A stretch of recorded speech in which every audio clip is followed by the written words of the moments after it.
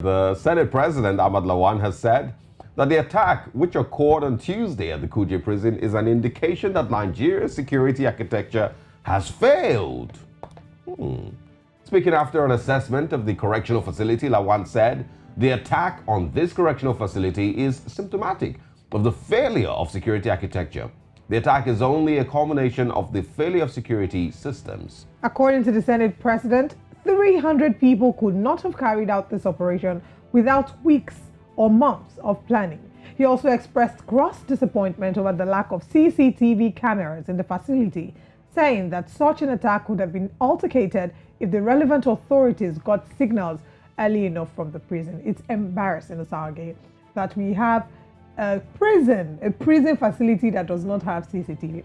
We've clamored for CCTVs, saying that a lot of the crimes that we're experiencing in our country would be reduced. For example, it's why when you're abroad, people who break traffic laws here cannot break traffic laws abroad because there are cameras everywhere to capture you. It would have reduced the incidences of kidnapping. It would have reduced the crime rate. But then to think that a place that is as secure or supposedly as secure as a prison does not have a CCTV camera. So we can't even see exactly how this happened. It's embarrassing to say the least. It's a fake shock for me, to be honest. It's the fake. Because how did they know that? How did they not know that there were no cameras there? There was no CCTV. When I say fake shock, it is the, wow, we didn't know security was this bad. Wow, for me, that's really what it is. Because you really didn't know, as a Senate President, as a National Assembly, you really didn't know that security in Nigeria is that bad. That's really it for me. And CCTV, I understand the argument about it. Yes, it will help, but CCTV is irrelevant in a country that doesn't have data on its citizens, that doesn't have adequate data on its citizens.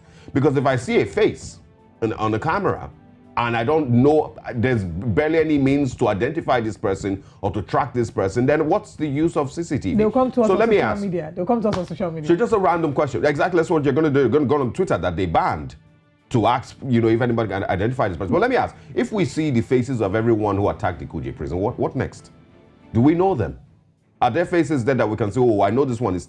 We don't... We have claimed that we do not know these people. We have claimed in the past that these are terrorists from outside Nigeria. Bandits are from outside Nigeria that have come and are wreaking havoc. We have given these people different names and different... We, as a country, have given excuses on behalf of terrorists that have continued to attack us for more than a decade. That's what we've done to ourselves. And so what if there is CCTV in Kuje prison? What are we going to see? The faces of ISWAP terrorists? And then what next? So I said this thing before, and apologies. I said this thing to you earlier in the week or sometime last week that if you tweet something, go ahead and tweet something that is against the Nigerian government. Tweet something that a governor at the president, they will find you. They will find you in a week. Except you're out of Nigeria or something. Nnamdi Kanu was caught in a very embarrassing way. So it's not because they can't find people. It's simply, from what I see, there's not that much interest in actually finding these people, or they've not been able to, tell themselves how important it is. And at some point as a country, we will question how much money has been placed in our budget in the last 10 years for security, has been given to the army, given to the police, given to DSS, and has been wasted. We will question at some point. I just hope it's not too late when we start to ask those questions. All right. We do know that we must have these conversations. It's an important conversation to have. We want to ensure that a lot of our government actually puts us in their heart and does what they need to do. Want to look forward to a Nigeria that will not be having conversations about insecurity again. But that looks like a long call. We do have a package that we want you to take a look at. Footages of the Kuje prison attack released by terrorist group ISWAP, also known as the Islamic State for West Africa province. While the images have not been verified, however, on getting to the scene, several charred remains of vehicles suspectedly towed by the terrorists were seen around the premises, with a large part of the prison wall which was brought down with explosives. An increased presence of security personnel was visibly noticed as several security operatives were seen on ground.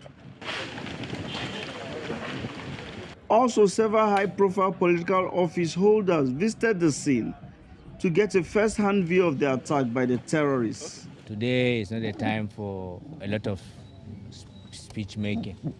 I've just come, I've seen what is here on ground.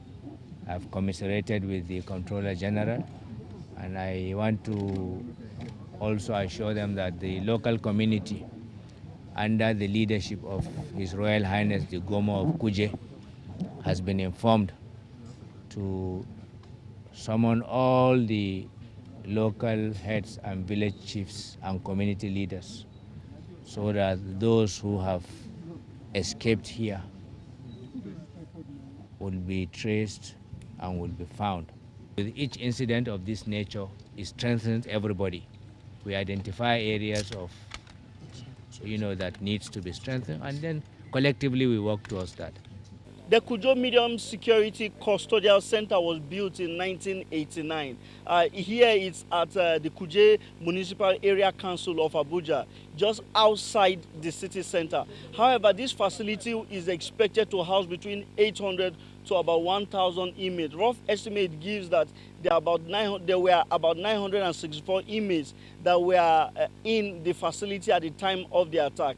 Just like you can see the charred vehicle, charred remains of this vehicle following the attack. We hear that about 600 escaped, and almost 50% of those that escaped have been apprehended. Officials who came earlier on said that there is a manhunt already for those who are still at large. Later in the day, President Muhammadu Buhari also visited the scene with officials from Nigeria's State House. The Nigeria Correctional Service says the number of escapees that have been recaptured have risen to 443 persons. The service says the number of inmates now back to the facility is now about 551, while 8 persons lost their lives, comprising of 3 members of the terrorist gang, a personnel of the Nigeria Security and Civil Defense Corps, and 4 inmates. From Abuja, Amadin Uyi, News Central Television.